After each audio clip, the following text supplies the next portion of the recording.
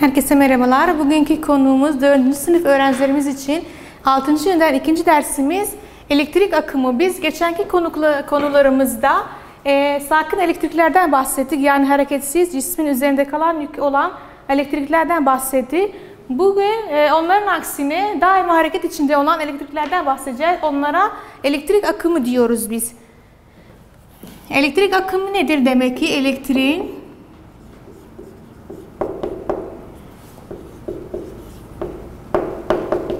akmasıdır.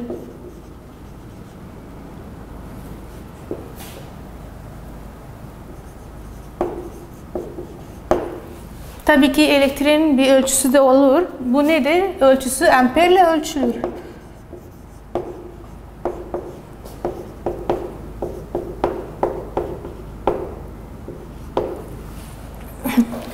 Elektrik akımı nedir? Yani hareketli elektriklikler, daima hareket içinde olanlar. Biz bunlara elektrik akımı diyoruz. Elektriğin akmasıdır. Amperle ölçülür. Peki biz bir elektrik dairesi oluşturduğumuz zaman ne ihtiyacımız var? Yani de diyebiliriz de başka yönle. Elektrik dairesinin içinde ne var? Elektrik dairesi için daima biz prize koruyoruz. Açılma ve kapamasını dengeli bir şekilde tutmamız için. Elektrik dairesinin içinde pil var, lamba var veya tel, bakır, plastik gibi maddelerden bulunur. Pil, bu da telefonlarımızı şarj eden piller de diyebiliriz. Veya tel, bütün bu etrafımızdaki ışıkların sönmesi, çalışması veya klimanın çalışması, bu tellerle oluşan bir işlem. Veya plastik maddeler, böyle lastik veya plastik, bunlardan içerir. Bunlara biz elektrik dairesi diyoruz. Elektrik dairesi.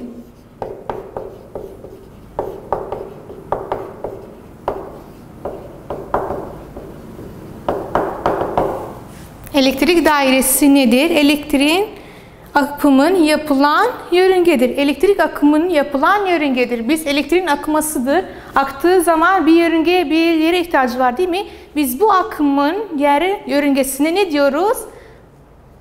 Elektrik dairesi diyoruz. Elektrik dairesi, elektrik akımının olduğu yörüngedir. Elektrik akımın yapılan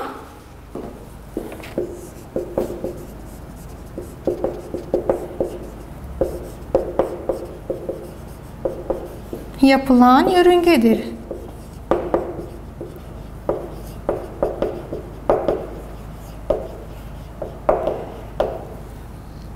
Aynı şekilde bahsettiğim içinde pil, tel ve bakır teller veya plastik maddelerden oluşur. Elektrik akımının yapılan yörüngedir. Elektrik dairesi elektrik akımının yapılan yörüngesidir. Peki bunların yapılması için bizim bir enerjiye ihtiyacımız var.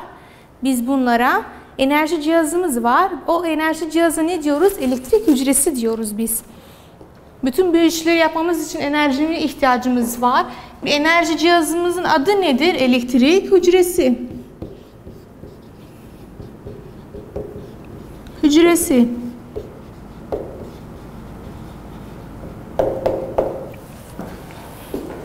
Elektrik dairesinin içinde yükleri hareketlendirmeye gereken enerji bulunduran cihazdır. Elektrik dairesinin içinde yükleri hareket etmesini çalıştıran nedir? Enerjidir. Enerji cihazıdır.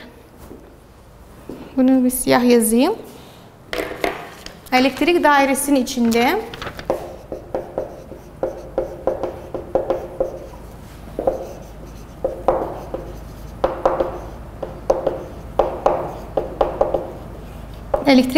içinde yükleri hareketlendirmeye,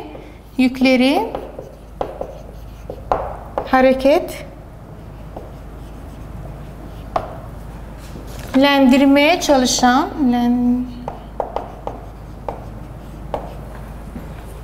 gereken nedir? Enerji bulunduran cihazdır.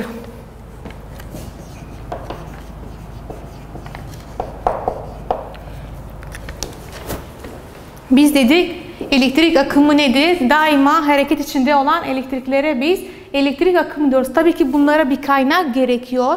Bu kaynaklar ne olabilir? Pil olabilir, hareketli motorlar olabilir. Çünkü daima hareket içinde oldukları için bir kaynağa ihtiyaçları vardır. Elektrik akımı nedir? Elektriğin akmasıdır.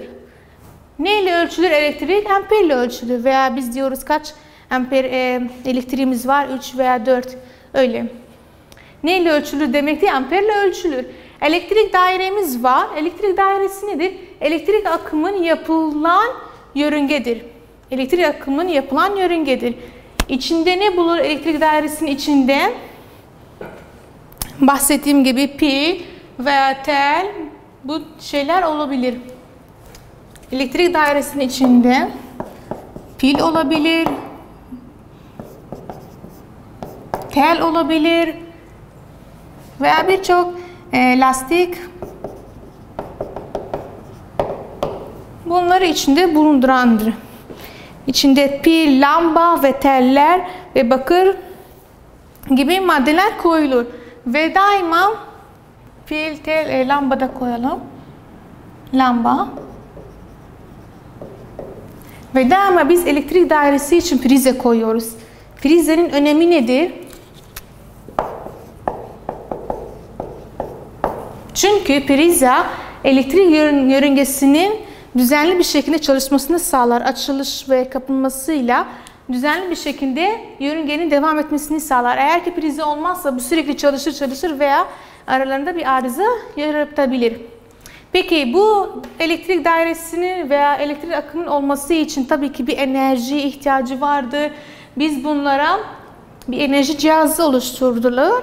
Enerji cihazı ne diyoruz biz? Enerji bulunduran cihaza biz elektrik hücresi diyoruz. Elektrik hücresi nedir? Elektrik dairesinin içinde yükleri hareketlendirmeye gereken enerji bulunduran cihazdır. Veya biz bu kadar uzun tarif etmemize gerek de yok diyebiliriz. Sadece elektrik hücresi nedir? Gereken enerjiyi bulunduran cihazdır. Bir başka kısaca tarifisi de böyle de yazabiliriz. Gereken enerjiyi bulunduran cihazdır.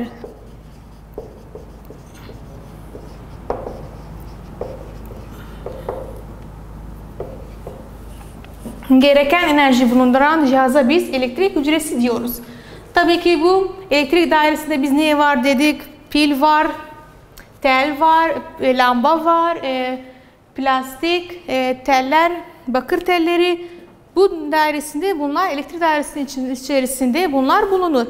Peki biz her elektrik akan her cisme biz buna iletim mi diyoruz? Veya elektrik akımı geçti mi diyebiliriz. Fakat elektrik akımı her maddede ve her cisimde aynı şekilde değiller. Biz elektrik akımın iletimini 3 türe böldük. Elektriği geçmesine izin veren maddelere, metal maddeler en iyi iletkenlerdir. Metal, elementlerimiz vardı 3 tane metal, A metal, yarı metal. Metal ne gibi? Öyle demir, çelik, bakır, bunlar iyi iletkenlerdir. A metal neydi? Lastik, böyle plastik, böyle şeyler elektriğin geçmesine izin vermeyenlerdir ve A metaldi. Ve yarı metalimiz de vardır. Bazen elektriği geçirebilir, bazen de geçmeyebilirdi. Şu anki konumuza dönelim. Akımın etkilemesiyle 3 tür bulunur. Bunu sileyim.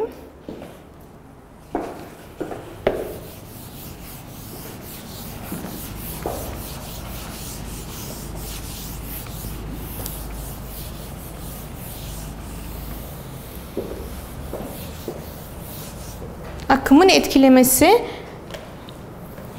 3'e bölünür.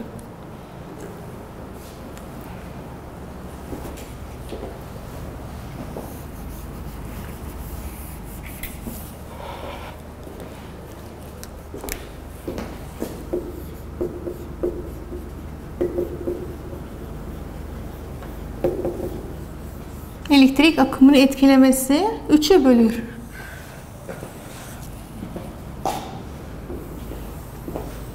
Biz bunları şimdi ne olduğunu yazacağız. Birincimiz iletkenler. En iyi iletkenlerimiz ne dedik? Metaller. İletken. İkinci yalıtkan.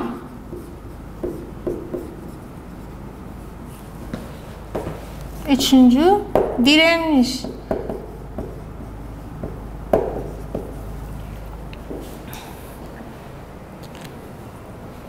Direnişçi. Veya direnç de diyebiliriz. İletkenler nedir? Biz örnek verdik. En iyi iletkenlerimiz metal elementler. Elementlerimiz 3 tane vardı. Metal, ametal, yarı metal. En iyi iletkenler hangi gruba aitti? Metal gruba ait olanlar. Yani biz dedik böyle demir veya çelik, kaşık, bunlar iyi iletkenlerdir. Yani elektriğin akımasını izin verenlerdir. Elektriğin akımının geçmesine izin verenlere biz iletken diyoruz.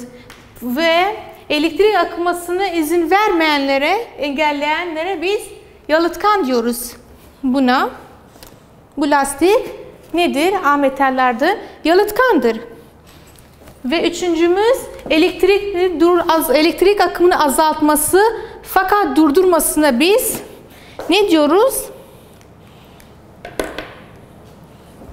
Direniş diyoruz. Yani elektrik akımı durmuyor fakat azaltıyor. Buna ne diyoruz? Direnişçi diyoruz. İletkenler nedir? İçinde kolayca elektrik akımının geçmesini sağlar. İçinde kolayca elektrik akımının geçmesini sağlar. İçinde kolayca elektrik akımının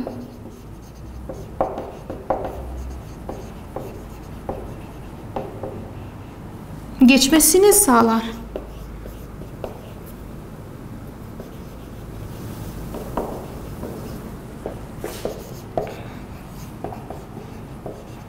En iyi örnek iletkenlerden metaller en iyi örnektir.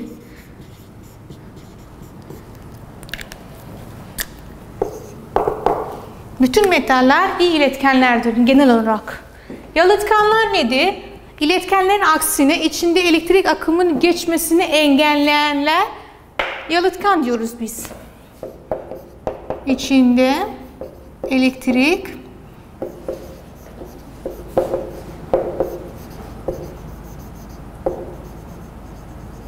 akmasını engelleyen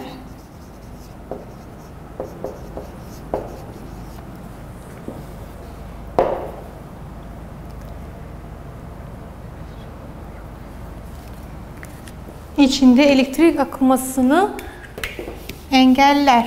Yani elektriğin geçmemesini sağlar.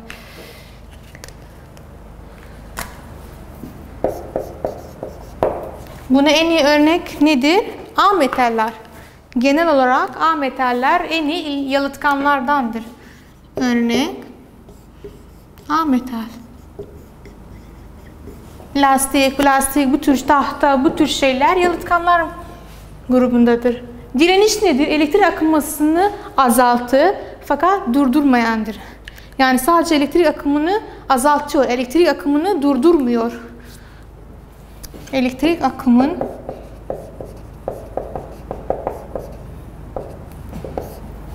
ben hep büyük harfle yazıyorum. Fakat bu benim el alışkanlığım. Elektrik akımının azaltıp fakat durdurmayan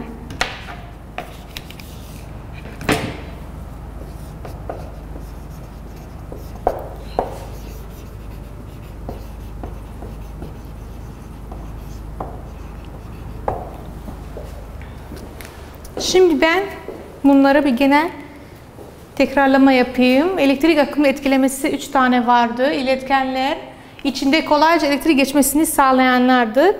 Buna ne örnek verdim? Metaller genel olarak en iyi iletkenlerdendir.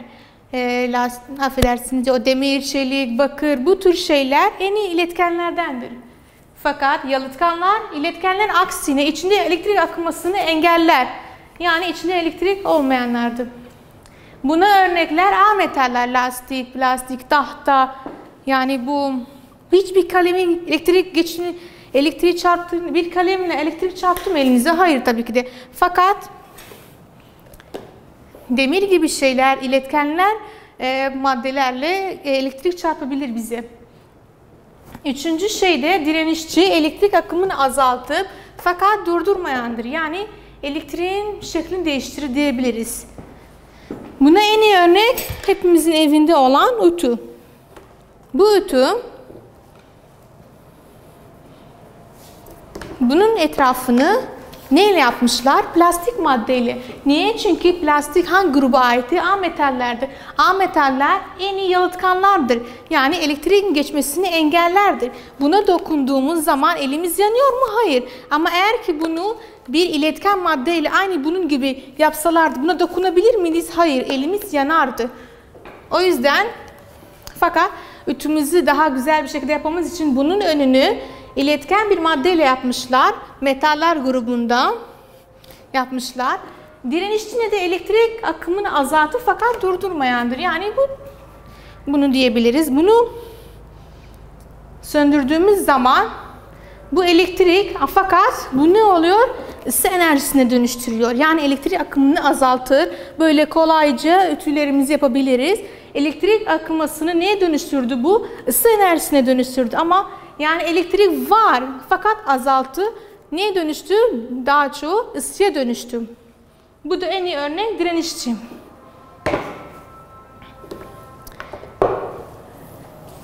Umarım anlamışsınız bundan.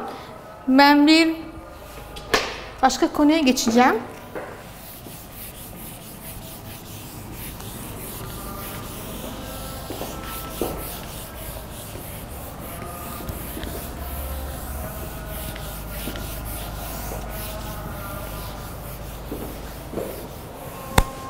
Bir başka konumuz var.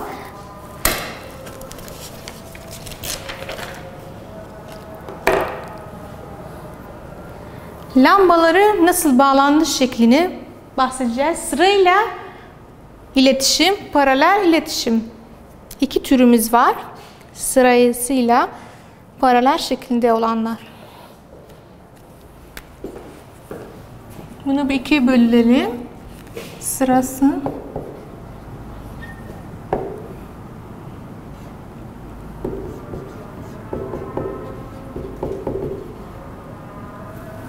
Paralel iletişim.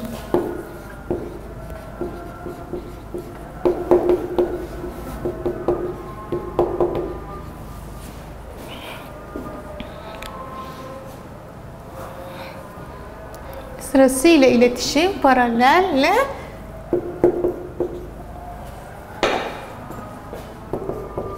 iletişim. Bunlar nedir? Ben bir resmi çizeyim tahtada.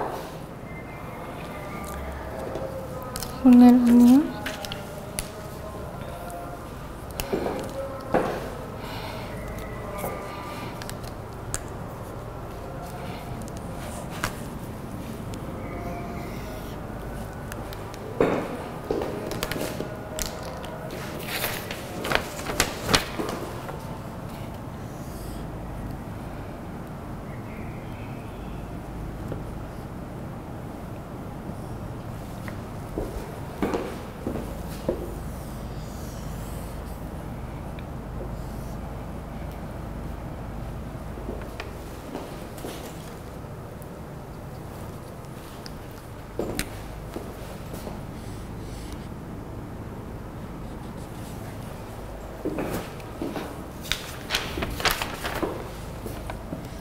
Şöyle lampular çiziyorum.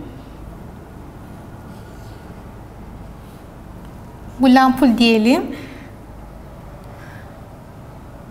Burada bir pil takalım buna. Ya resim çok kötü oldu.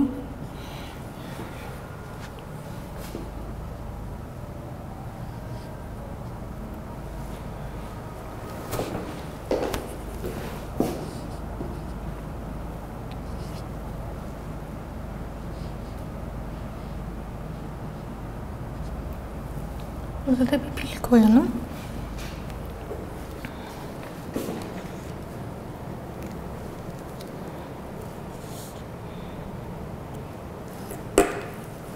Sırayla iletişim yani bir yörüngeden oluşur. Sadece bir yörüngesi var. Sadece bir yörüngesi var.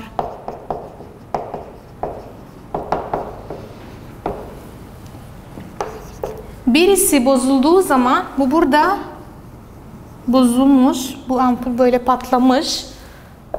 Fakat resim biraz kötü olmuş. Bu diğeri de bu patladığı an bu diğeri de bozulur. Yani etkiliyor. Birisinin bozulduğu zaman diğerini de etkiliyor. Diğerlerini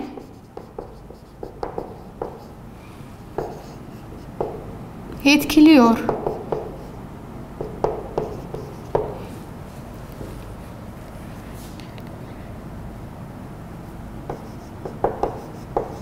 Diğerlerini de etkiliyor.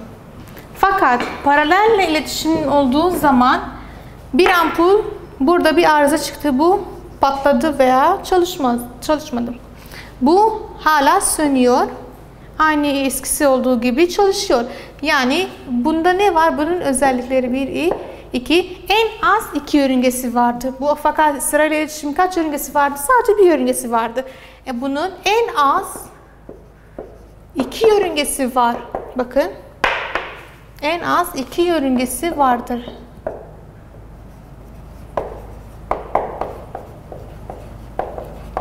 En az. Diğeri bozulduğu zaman bu bozuldu. Bu çalışıyor. Bu bozuldu. Bu da bozuldu. Çarpı işareti verdim yani bozuldu. Fakat diğerini etkilemez. Diğerlerini etkilemez.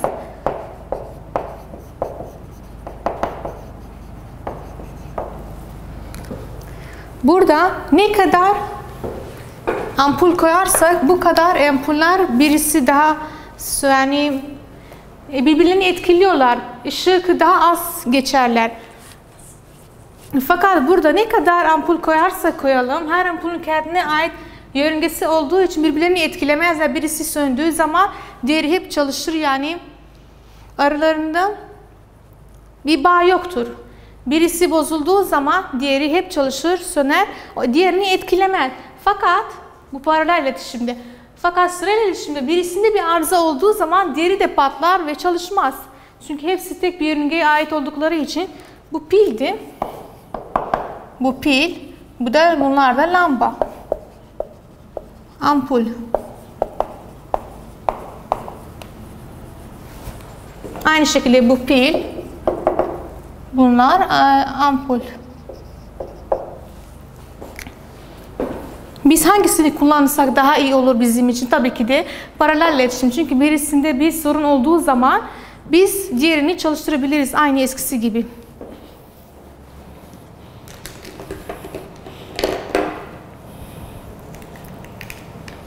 Ve tabii ki de hangi iletişimde daha çok akım yörüngesi vardı? Paralel iletişimde ne dedik? Paralel iletişimde en az 2 yörüngesi olan akımlardandır. Şimdi biz gelelim başka bir konuya. O da hareketlerimiz, hareket ve güç.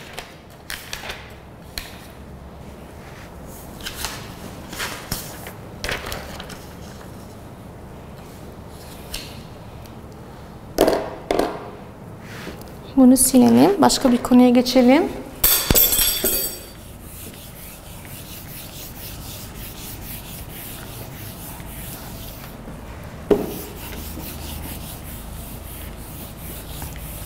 Başka konumuz hareketler ve güçlerle ilgilidir.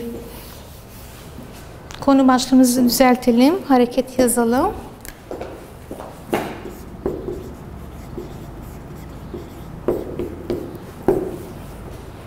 Hareket nedir? Hareket herhangi bir yerden konunun değişmesidir. Herhangi bir yere yerden konum değişmesidir. Herhangi bir yerden yere konumun değişmesidir. Siz hiç oldunuz mu, yani birisi, yeni komşunuz size geliyor ve en yakın marketin neresi olduğunu size soruyor. Ve siz de diyorsunuz ki sokağın başındaki markete gitmeniz için sokağın başındaki market bir konum. Yani belirli bir yer. Belirli bir yer olanlara biz ne diyoruz? Konum diyoruz. İlk önce konum yazalım. Konum. Belirli bir yer.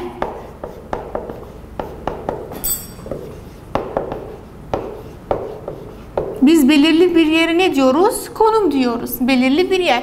Yeni gelen komşunuza en yakın marketi tarif etmeniz için market belirli bir yer, konum oluyor şu an için. Ne yapmamız gerekiyor? Ona diyoruz sağa git, buradan düz yürü, ondan sonra elinde sağ ile dön. Bunlar hareket yaptık. Biz ama belirli yer neydi? Marketti. Market neydi? Konumdu. Belirli olan bir yer. Yeri değişmiyor ama bizim öyle yörüngemiz veya sağdan sola gidebiliriz. Bu harekete ne diyoruz biz? Hareket. Hareket tarifini yazalım. Hareket.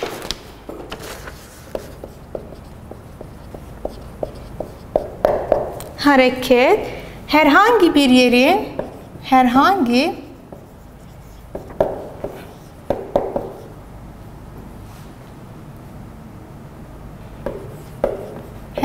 bir yerden ya da konumun değişmesidir.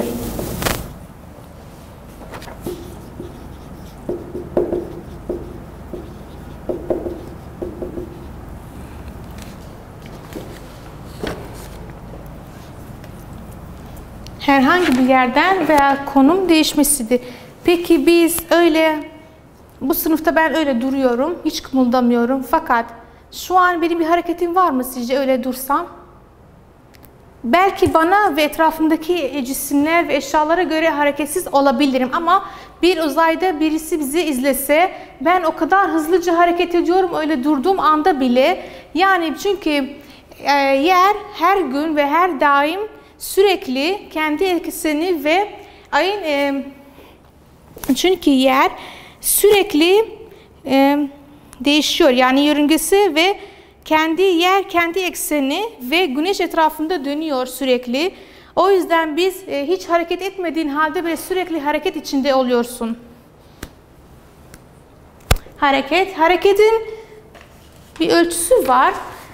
Hareket ölçüsüne biz hız diyorduk. Hız. Hız ile ölçülür.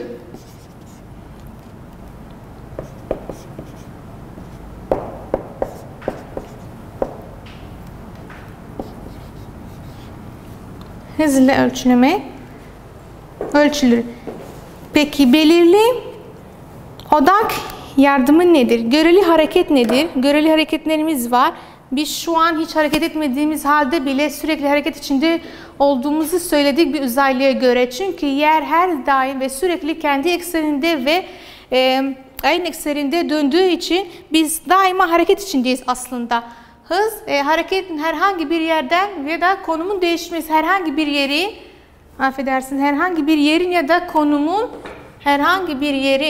ya da konumun değişmesidir. Ne ile ölçülür? Hızla ölçülür. Peki hız nedir? Hızın bir formülü var ve hız da iki şeye bağlıdır. Ne kadar aralarındaki mesafe ve ne zaman? Hız da iki şeye bağlıdır. Hız saniyede değişiyor. Bunu rengini değiştirelim biz de. Mesafe de kilometre, uzak yollar için kilometre. Zaman da saat.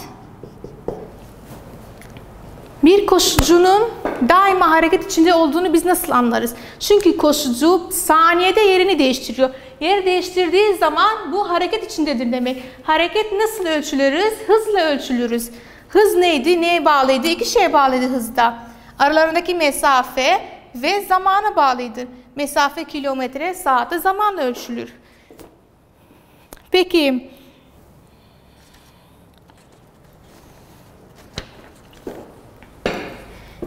bizim göreli hareketlerimiz vardı. Göreli hareketlerimiz. Şu an buna bir örnek vereceğim. Göreli hareketlerimiz.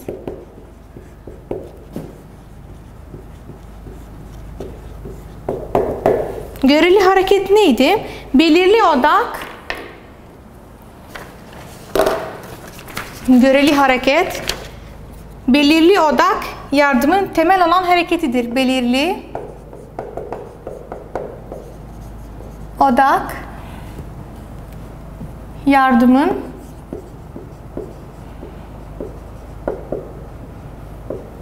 temel hareketidir.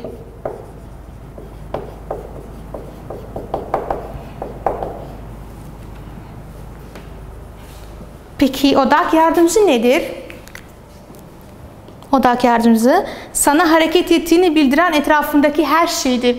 Göreli hareket nedir? Belirli odak yardımın temel hareketidir. Peki odak yardımcılar nedir? Odak yardım, ben büyük harf yazıyorum. Odak yardımcılar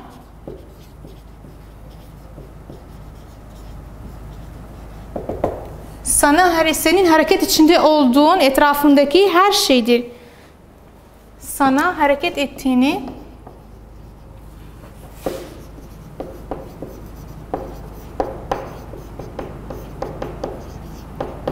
bildiren etrafındaki her şey.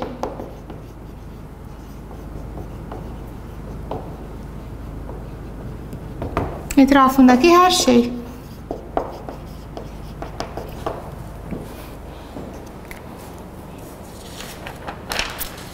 Peki biz şu an buna bir örnek verelim. Diyelim bir koşucu koşma süresinde kaç mesafe kesmiş? 30 kilometre mesafe.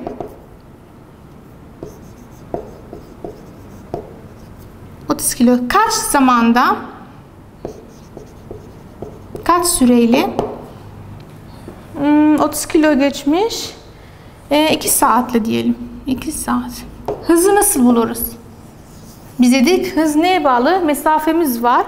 Mesafe miktarımız var. Zamanımız var. Bunu hızı kolaylıkça bulabiliriz. Hız nedir?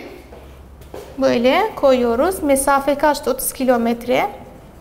Saat kaçtı? 2 saatimiz vardı. Bunu bölüşelim. 30 bölü 2 kaç oluyor? 15. Yani hızı kaç? 15 saniye.